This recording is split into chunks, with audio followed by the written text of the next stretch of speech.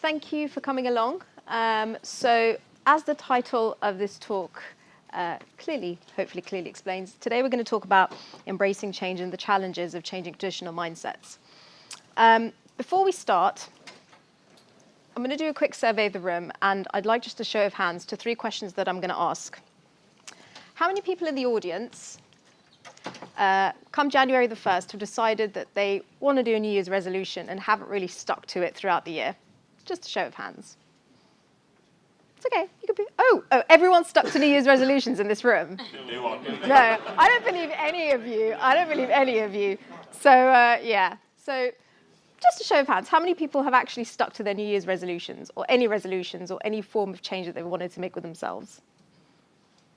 Okay, a few people in the audience. Second question. How many people have a family member, a friend, perhaps an older member of their family, who you've tried to teach or convince that smartphones or new technology is the way of moving forward, and they have flat out refused to adopt any form of new technology? Yeah, as I guessed. And then the third and final question, how many people have a boss, a work colleague, or somebody that they work with that has refused to adopt a new way of working or any new ideas within the team or the organization? Pretty much everybody in the room. So this is not an uncommon thing. In organizations, in teams, or just as personal human beings, when we try to adopt a new way of working or try to change ourselves, it's often very difficult to do that because it requires something that's a lot more powerful and deeper than just changing a process or a tool. It requires mindset change. It requires a real change of behaviors and patterns. Changing mindsets is much easier said than done, and this is what I want to talk about today. How many people know this gentleman right here? Any baseball fans in the room? Okay. Sorry? No? So this gentleman's name here is Billy Beane. Now, Billy Beane was an American baseball player. And has anybody read the book Moneyball? Or is familiar with Moneyball at all? Okay. It was an American motion picture, which starred Brad Pitt. But the story goes that Billy Beane, when he was 18, was recruited by the New York Mets. And one of the interesting things about Billy Beane was he was an all-round cross-functional player. He could hit really hard. He could throw the ball really far.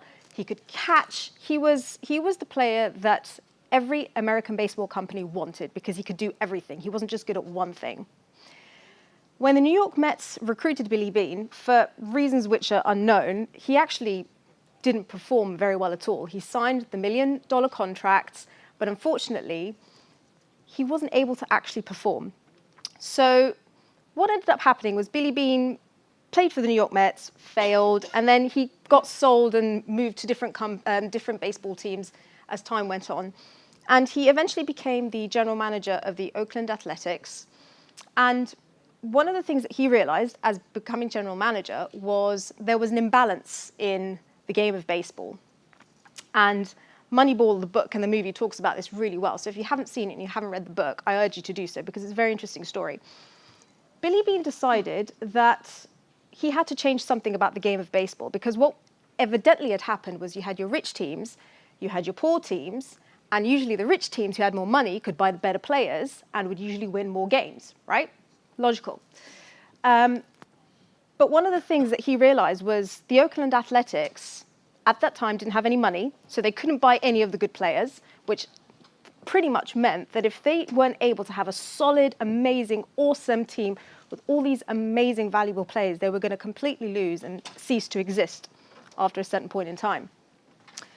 So he sat down with his team of scouts, coaches, athletes, and he wanted to change the game, but he wanted to change it in such a way where it wasn't about money. What he actually set out to do was he set out to find players that were actually really good at playing baseball.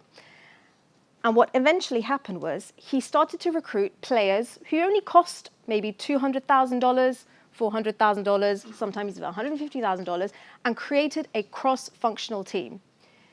And the story goes that they actually had the longest winning streak known in baseball history where they actually won 21 games in a row and unfortunately lost their last game. But the point of the story is no baseball team had done that in the history of time. Billy Beane set out to change the game. And what eventually happened was baseball teams saw the way he put his entire team together and started to actually change how other teams, the Boston Red Sox, the New York Yankees, started to actually change how they were structuring and how they were building their teams. Because one person decided that they wanted to change the game. He had to embrace change, because if he didn't embrace change, what eventually would have happened was the Oakland Athletics would cease to exist and would no longer be a viable baseball team. And there you go. So this is me. Pretty happy person. One of the things that I often get asked is, how do you get companies to embrace change? And this is what I want to talk about today. Embracing change and really sort of building this idea of changing traditional mindsets. And Billy Beane's example is a beautiful example of how one person was able to change baseball to a certain degree.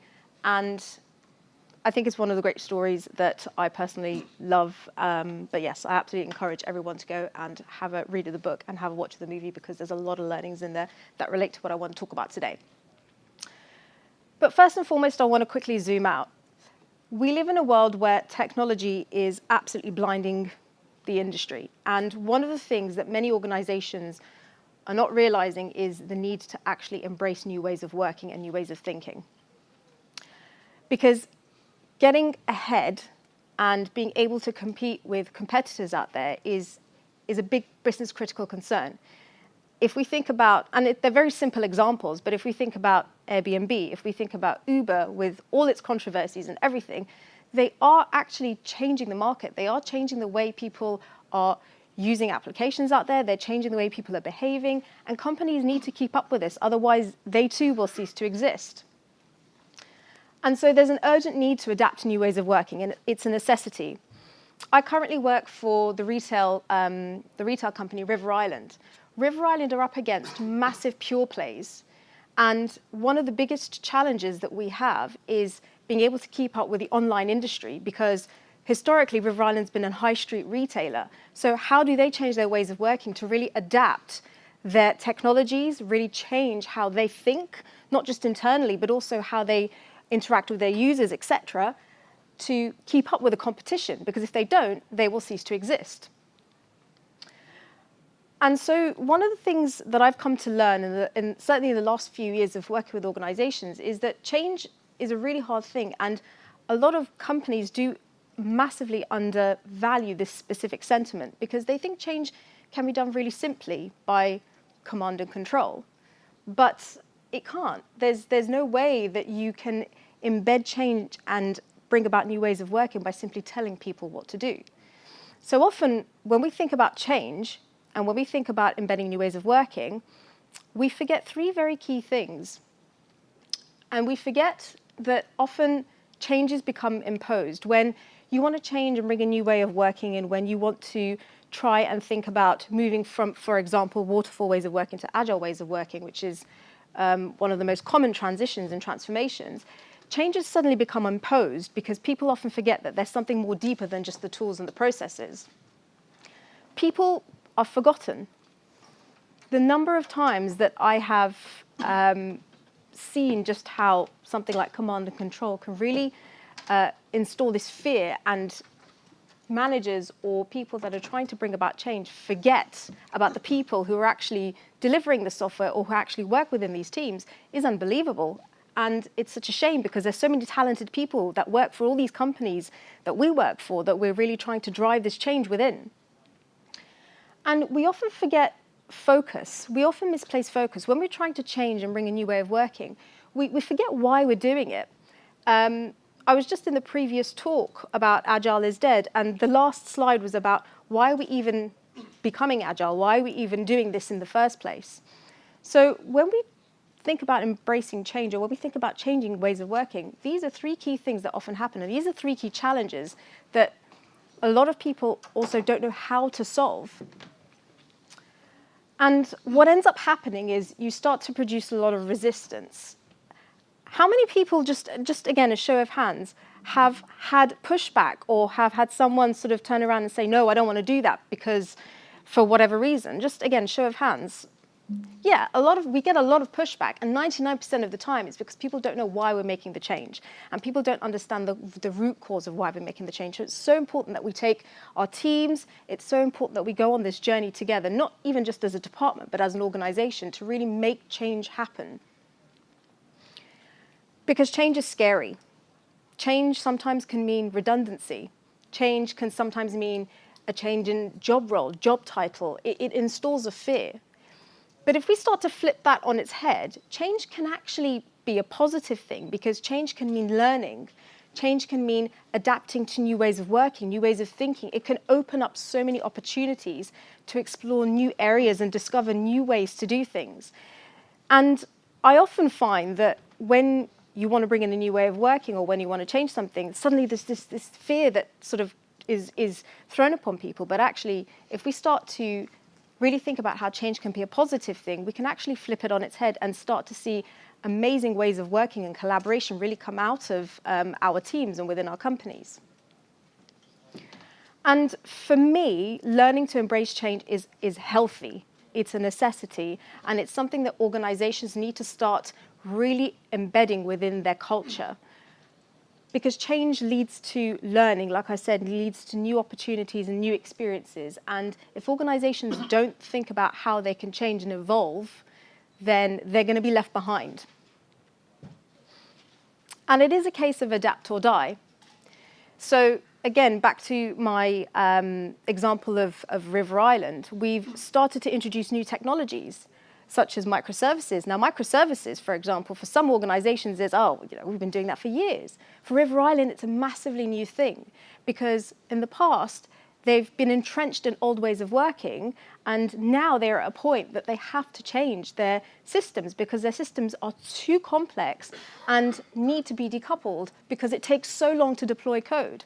And if they want to carry on working like that, that's fine, but very quickly what they're going to find is those pure plays are going to start eating up their customers, and they're actually going to be left behind. And more importantly, it's very hard to also recruit and get people to come and work for organizations that still do have, we call it heritage systems, we don't call them legacy systems, but it's very hard to actually recruit and bring people on board. So if you want to keep that fire burning, if you want to really drive this idea of change, and you want to hire people to come and work for you, this is also another important thing, is times have changed, technologies have changed. People want to work on the latest, greatest thing. But in the course of change, there are a whirlwind of questions and challenges, and this is what I want to talk about today, because I say change isn't easy. Yes, we know that. And I say, yep, absolutely, we have to sort of step away from command and control. But that also doesn't stop those challenges coming into the forefront of discussions that we have.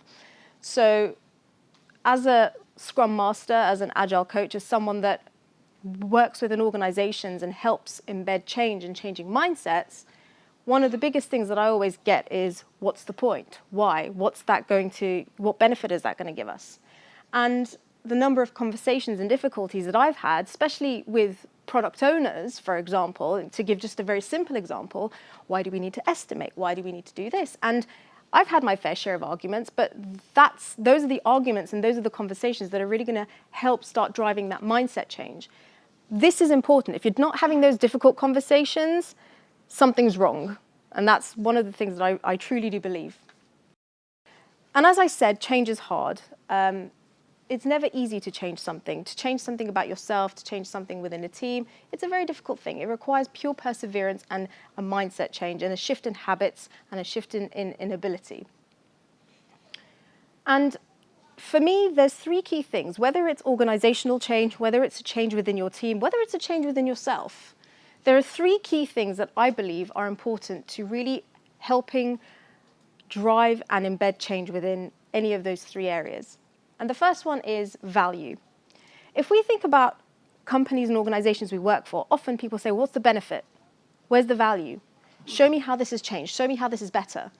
And when we think about change on a sort of a scale of an entire company, we often don't actually share our ideas and concepts. We talk about it, but we never actually show the business value to why do we need to bring in something like even just agile, or why do we have to bring in something like test-driven development or behavior-driven development, or all these amazing processes and tools that we want to really embed. Show the value. We don't do enough of that. We need to start building trust. This, out of the three that I'm going to talk about, this for me is probably a lot more closer to my heart, because I genuinely don't think that people spend enough time actually collaborating and building relationships, especially upwards. It's very easy to push everything down. It's very easy to have conversations on, as I like to call, the shop floor within our teams. But when it comes to senior management, or when it comes to company owners, we really don't spend enough time educating. And I know that's easier said than done, but it is one of the most crucial elements to really building trust within a company, an organization, and to really help affect change. And I've got some examples that I'll speak to you in about a little later on. And the last one, no-brainer, time. This one is something that everybody forgets, because we want change to happen tomorrow. We want it to happen quickly. We want to show velocity quickly. We want to show output quickly. But change takes time. It doesn't happen overnight. And if companies are not prepared to wait and see how things change over time, you are inevitably going to fail, because habits and building habits and behaviors take a lot of time to change, or to embed even. So let's dive into value. Build and share your ideas and concepts. And what I'm going to talk to you about now are some ideas that are not new, but I think ideas that people often forget when they think about evolutionary transformation, or they think about a journey that they're going on within their organizations. Value. We really underestimate the power of examples and how they can really bring about acceptance. A development manager from back in the day, this was about 2 or 3 companies ago, and some context behind this. I started out in software testing, so I've predominantly been a tester for about 5 to 6 years, and then after that I moved into Scrum Mastery, and I became a Scrum Master, an Agile coach, call it whatever you want to call it. And I remember when I first started really getting into the crux of how to help people change their mindsets, one of the things that I massively failed on was I kept talking about the change, but I never actually showed the value of the change. And this was one of my biggest learnings early on, when I was really trying to bring in something like behavior-driven development. Because I remember that I'd learned about this, and in a previous company, we'd embedded a brilliant way of working. We embedded BDD, we embedded TDD, and it was awesome. As a tester, I was happy, product owner was happy, development team was happy, output, benefits, realized. Go into my next company and I try to embed it, but instead of actually taking my development manager on a journey with me and explaining the benefits and showing the benefits, I just talked at him. I was just telling him why we should be doing it. And unfortunately, he kept resisting, because there's no point talking about something if you're not going to show the benefits. So what did I do? I said, okay, I'm going to have to try and figure out a way to get him to sort of jump on board with this. So no matter how many times he said, no, we're not doing it, don't spend your time doing that, spend your time doing X, Y, Z, spend your time doing what you're paid to do, I said to him, I basically decided to break the rules, and I grabbed a developer, and I said, right, we're going to try something new. We're going to do something, just trust me, and I think it's going to be well worth it, because I tried it in my last company, I'm going to try it again. And we started building this framework. I started writing scenarios, he started writing the code, we started to build this great tool that allowed us to understand what the scenarios were, figure out edge cases, and at the same time build a lovely automation suite on the other side.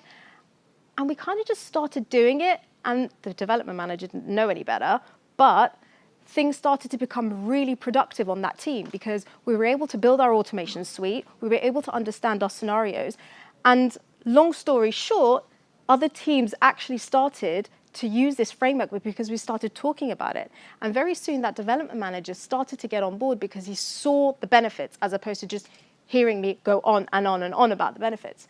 So one of the things that I think is really important is when we're showing value, actually show the benefits by doing it. And sometimes that requires going around your managers, breaking the rules.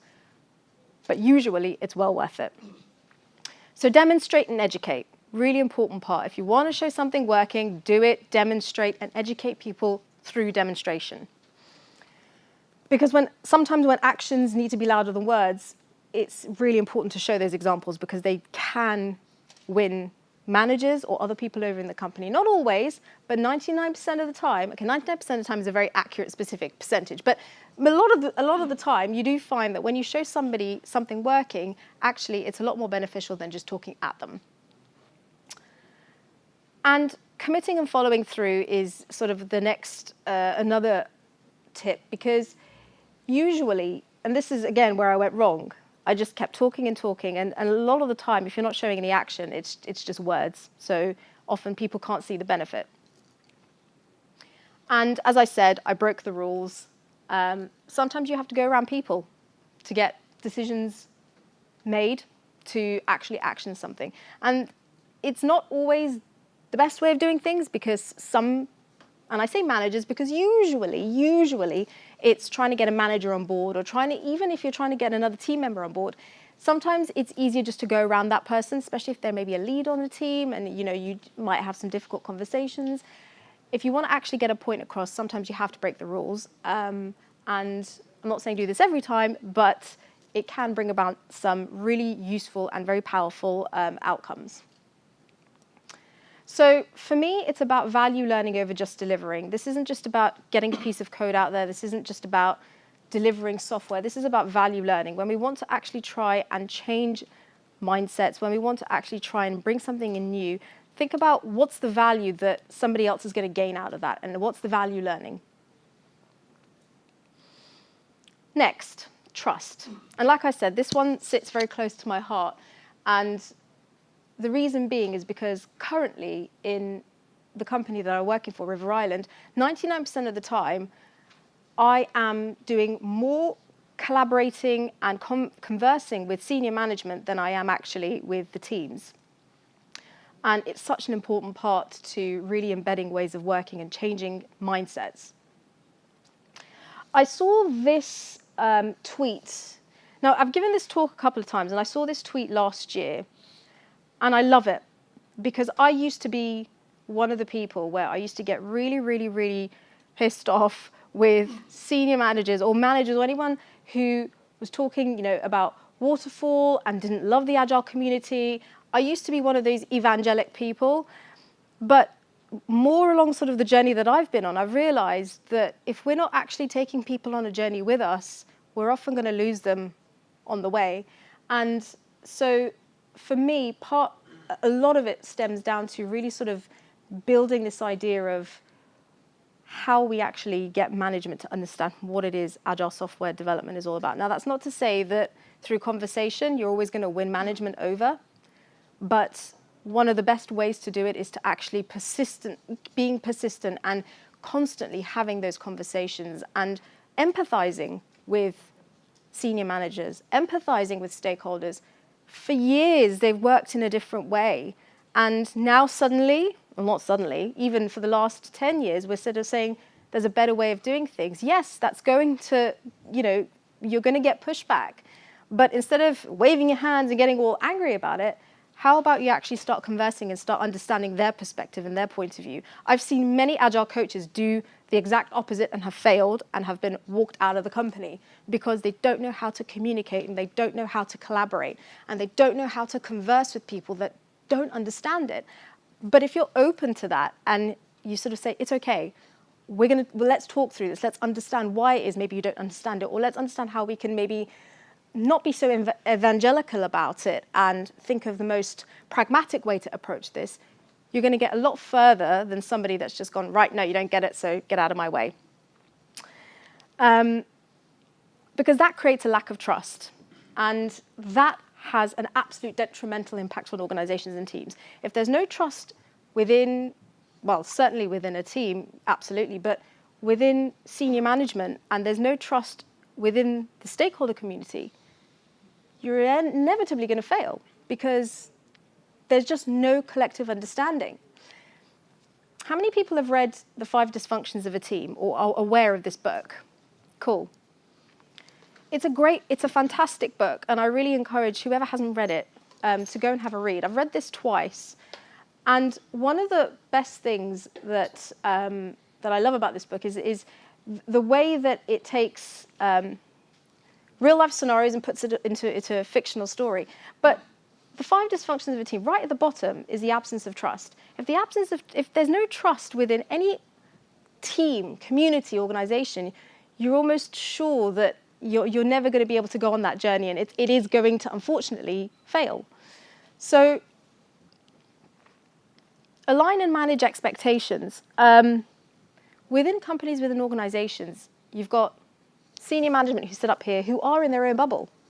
You've got teams on the shop floor who sit down there who are in their own bubble. And something that I'm currently experiencing right now is you've got business up here or up here in a cloud, and then you've got tech teams here, and then you've got everybody else around, which is marketing, HR, finance, who nobody even touches that part of it because they just focus on IT and they just focus on business.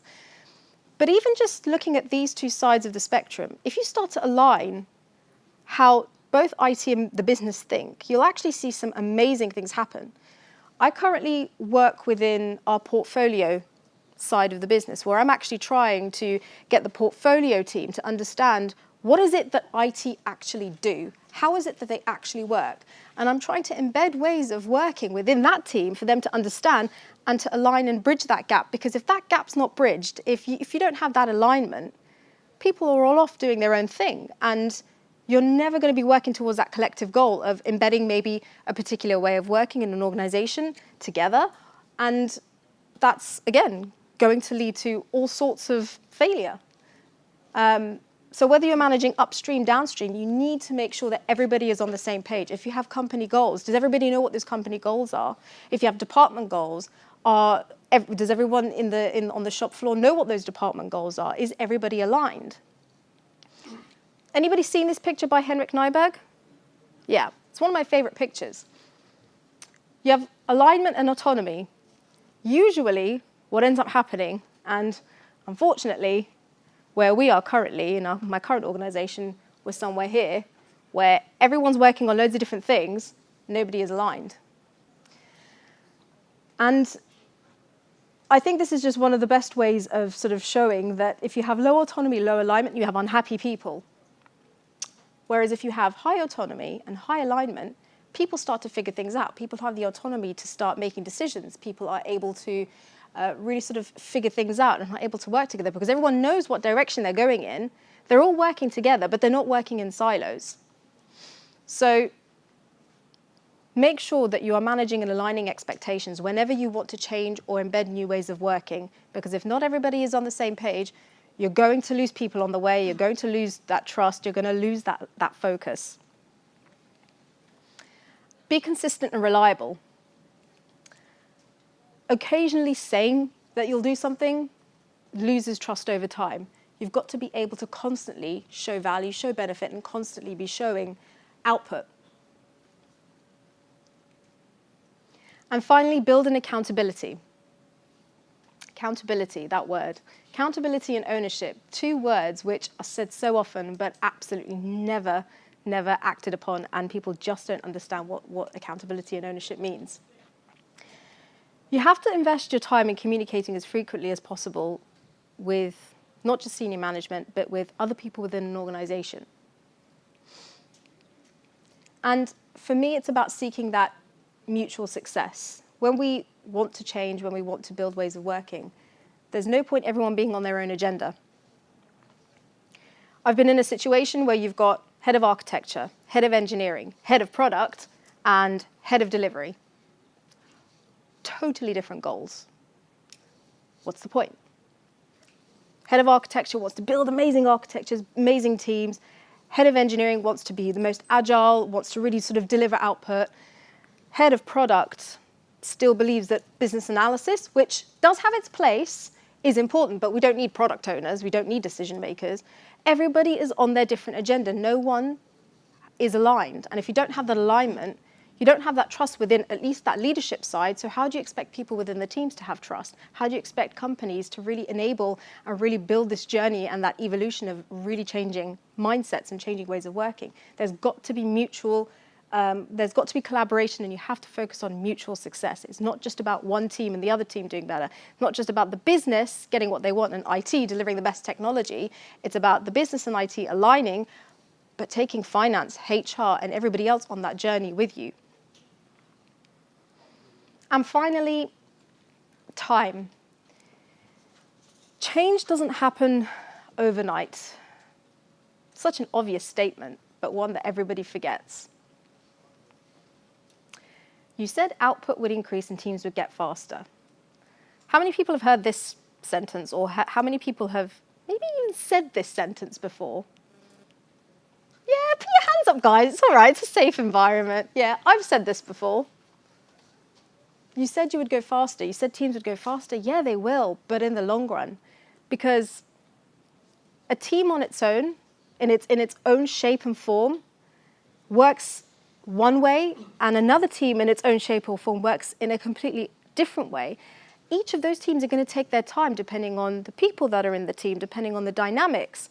And we can't expect one team to maybe go as fast as another team, let alone 20 Scrum teams in an entire organization. Dynamics play such a big part. Time plays such a big part. Skills play such a big part. And if we're to embed changes, whether that's on a team level or whether that's within an organizational level holistically, we have to allow the time for that journey and that evolution to happen.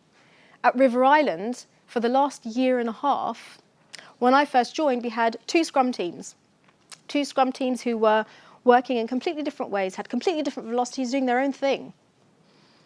A year and a half later, we have 8 Scrum teams. Well, we've evolved. We've changed. That's part of the evolution. That's part of the change. That's taken a year and a half to be able to get from 2 to 8. Now, if you say that to some managers, they go, oh, what do you mean it's taken a year and a half? Surely you would have delivered more, depending on the makeup of the company, depending on how much you want to invest, depending on all these different criteria. But based on one company and its own story and its own journey, whatever it is, you have to allow time for that change to happen.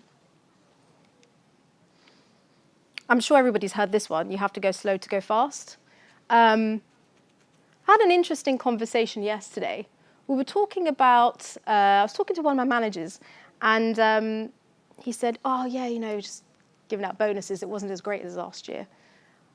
Yeah, last year, we actually delivered quite a lot very fast.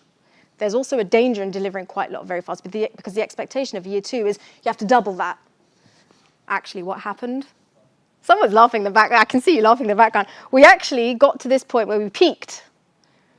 And then suddenly, it dropped because we weren't able to sustain that change. Bonuses weren't that great this year. Yeah, absolutely not. Because what have we done? We've actually started to limit our work in progress. We've actually started to think about what work we're taking on. We're actually looking at our capacity and resources. We're not just delivering, because that's not sustainable. You've got to have sustainable pace in order to be able to control how you're actually delivering and the flow of work. So it was just interesting. We were having that conversation yesterday, and I said, well, actually, yeah, because we've actually capped the amount of work we're doing. We haven't delivered as much as last year. So, yeah, I expected that to happen. Timing is everything.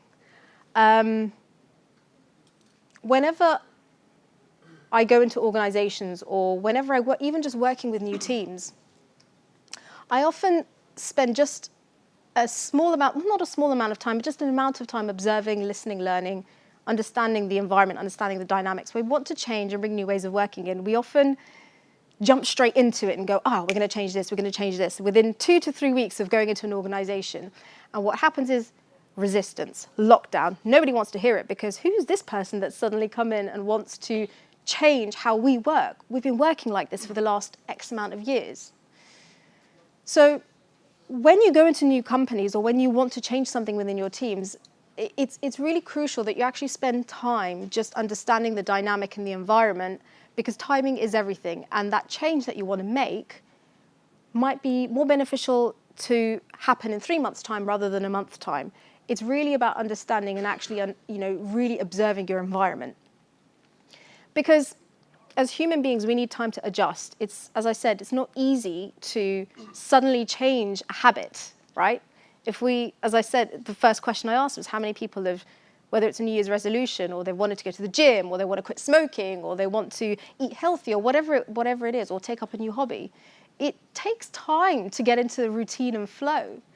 So why do we expect change to happen so quickly in organizations when ourselves as humans take time to change our own habits?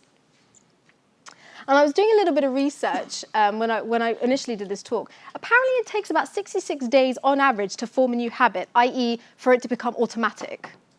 So if we think about us as humans and new habits and behaviours and ways of working, or whatever it is that we're taking on, a little over 2 months, and we expect massive organisations to make these changes, just putting it into that context makes you think about the fact that it's actually very hard to change.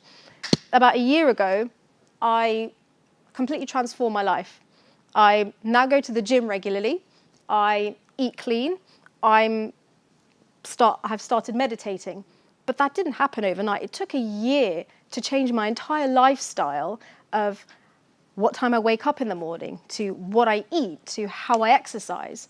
That took a long time. So when you think about companies, it's the same thing. We are changing habits, we are changing ways of working. So unless you're willing to take on that comfort knowing that we have to take time to adapt, you will inevitably fail.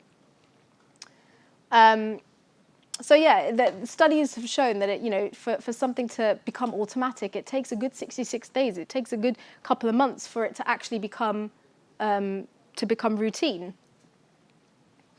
And I don't know if anyone's seen this, but states have changed. So when I was putting this talk together, my sister's a psychologist, and I had this really great conversation with her because I started to have this conversation where, change, how often does it take, how long does it take to change? She introduced me to this model where we actually go through states of change, where we sort of consider changing something or a habit or a way of working or anything, for that matter, and we contemplate doing it, and until we actually start actioning something and that action becomes a maintained thing, and then we relapse and then we start again. There's this constant cycle of let's change it, or let's try again, oh, I've failed, I've relapsed, let's change it, let's try again. And actually, if you think about this kind of almost maps back to inspecting and adapting. When we actually have teams and scrum teams that are constantly finding new ways of working, or they are failing maybe sprints, we don't give up. We constantly keep trying to improve our ways of working. We keep improving or trying to improve that change. And it's very much the same thing. So if we think about sort of that upward spiral and every single time learning from that relapse, it can make us think very differently about how we actually embed change. But this takes time. It takes time for teams. It takes time for people to embed habits and embed ways of working. And over time, you can see that real impact. And this kind of just sort of summarizes the whole point, is whether it's a positive change or a negative change, because a negative change could be a massive learning. Oh, we tried that. It didn't work, so we're going to change it. You can only really see that impact over time. So don't try to change everything at once.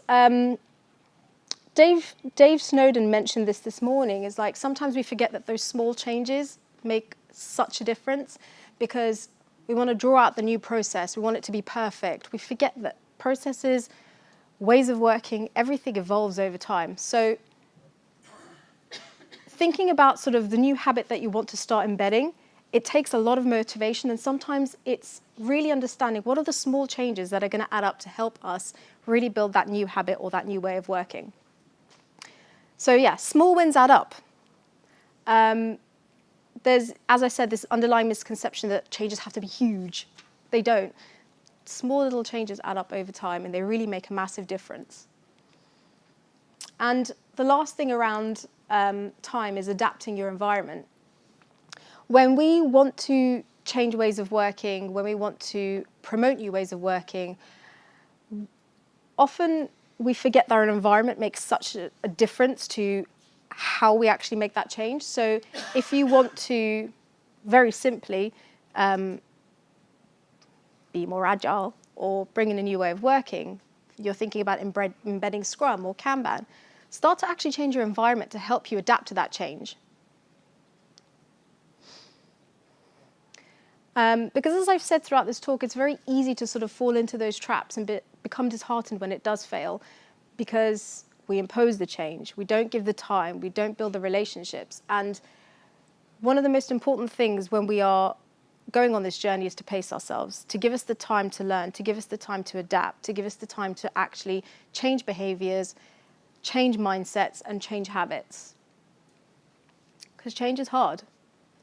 And I have said this 3 times in this talk, and it's funny because I often have a lot of conversations about change, and usually I get this: can't we just do it the old way? Yes, we can. We can absolutely do it the old way. One of the biggest things that I've learned is there's no right or wrong. Some organizations are better equipped for agile ways of working. Some organizations are better suited to waterfall ways of working. Let's be honest about that. Not every company, as the first 2 talks that I've been to this morning have said, is every company and every organization and every team will have their own way that works for them. But if you're going to make that change and you want to make that change, you have to be very committed, and you have to allow the time, and you have to allow that, you have to really allow those unknowns to sort of guide you and really sort of go on that evolutionary journey. And it requires pure perseverance. I'm a big fan of Steve Jobs. I know a lot of people aren't, but he has some fantastic videos and quotes, and I always watch them over and over again, because a lot of what he used to say, is very truthful. Pure perseverance. If you're not willing to persevere and you're not willing to sort of be persistent, it's going to be a lot harder. When we want to change companies, change organizations, change mindsets, it takes time, it takes energy, it really takes a lot of drive and care and heart to really change companies. And we often forget those soft sides of change, because often it's, yep, we're changing, we're going to rename all our roles, we're going to restructure the organization, and we expect it to work. But it's a lot more deeper than that. It's about really sort of winning over hearts and minds to really change organizations, to change mindsets, and to really drive new ways of working. So yeah, changing mindsets requires perseverance. And a few other tips: when you want to change companies, when you want to bring in new ways of working, think about how you can use communities of practice as a really great tool. Communities of practice can really bring about genuine change and genuine new ways of thinking. So if you have testing teams, if you have software development teams, think about how you can build communities around those teams, and think about how you can use your communities to help drive that change, because one person cannot make a difference in a company. You have to have people with you that are really driving that message within the organization.